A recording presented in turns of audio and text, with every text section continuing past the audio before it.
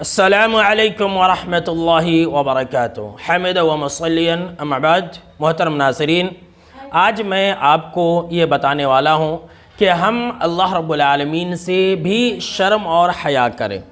کیوں؟ اس لیے کہ جو انسان اللہ رب العالمین سے شرم اور حیا کرے گا وہ انسان ہر طرح کے گناہوں سے بچے گا۔ آئیے اس بارے میں آپ کو ترمذی کی بالکل ہی صحیح حدیث سنا رہا ہوں۔ ترمذی حدیث نمبر 2458، اور اس حدیث کو علامہ البانی رحمہ اللہ نے صحیح کہا ہے۔ حضرت عبداللہ بن مسعود رضی اللہ تعالی عنہ راوی حدیث سے کہتے ہیں کہ آپ صلی اللہ تعالیٰ علیہ وسلم نے ایک مرتبہ صحابہ کرام سے فرمایا کہ استحیوا من اللہ حق الحیاء، کہ اے میرے صحابہ کرام، تم اللہ رب العالمین سے ویسے ہی شرم اور حیا کیا کرو جس طرح سے شرم اور حیا کرنے کا حق ہے۔ تو صحابہ کرام نے کہا کہ ہم اللہ رب العالمین سے شرم اور حیا کرتے ہیں اور اس بات پر اللہ رب العالمین کا شکریہ ادا کرتے ہیں۔ تو آپ صلی اللہ تعالیٰ علیہ وسلم نے فرمایا کہ اے میرے صحابہ، میں نے جو بات کہی آپ نے وہ بات سمجھی ہی نہیں۔ اللہ رب العالمین سے شرم اور حیا کرنے کا وہ مطلب نہیں ہے جو آپ نے سمجھا ہے، بلکہ اللہ رب العالمین سے شرم اور حیا کرنے کا مطلب یہ ہے کہ تم اپنے سر اور اس کے اندر جتنی بھی ساری چیزیں ہیں ان تمام چیزوں کی حفاظت کرو۔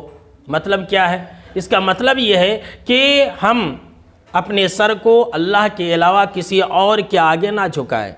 ہم اللہ رب العالمین کی عبادت اور بندگی اخلاص کے ساتھ کریں۔ اللہ رب العالمین کی عبادت اور بندگی میں ریاکاری نہ آنے دیں۔ اور اسی طرح سے ہمارے سر کے اندر 2 آنکھیں ہیں، ہمارے سر کے اندر 2 کان ہیں، اور ہمارے سر کے اندر زبان بھی ہے۔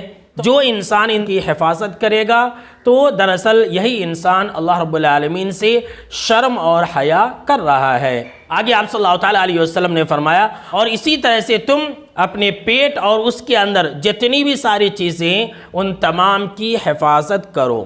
مطلب یہ ہے کہ انسان حرام کمائی نہ کرے، انسان اپنے ہاتھ اور پاؤں سے گناہ نہ کرے، انسان اپنے دل کے اندر گناہ کے خیالات کو نہ آنے دے۔ تو جو انسان پیٹ اور اس کے ساتھ جتنی بھی ساری چیزیں جڑی ہوئی ہے اس کی حفاظت کرے گا تو وہ انسان دراصل اللہ رب العالمین سے شرم اور حیا کا حق ادا کر رہا ہے۔ اور اسی طرح سے اللہ رب العالمین سے شرم اور حیا کرنے کا مطلب یہ ہے کہ انسان قبر کو اور پھر قبر کے اندر گلنے اور سڑ جانے کو یاد رکھے۔ آخر میں آپ صلی اللہ تعالیٰ علیہ وسلم نے فرمایا کہ جو انسان آخرت کا طالب ہو، جو انسان آخرت کو چاہتا ہو، تو اس انسان کو چاہیے کہ وہ انسان دنیا کی زیب اور زینت کو چھوڑ دے۔ تو آپ صلی اللہ تعالیٰ علیہ وسلم نے فرمایا کہ جو انسان ایسا کرے گا وہی دراصل اللہ رب العالمین سے شرم اور حیا کرنے کا حق ادا کرے گا۔ تو میرے دوستو، ہم ویسے ہی شرم اور حیا کرتے رہیں جس طرح سے اللہ رب العالمین کا حق ہے۔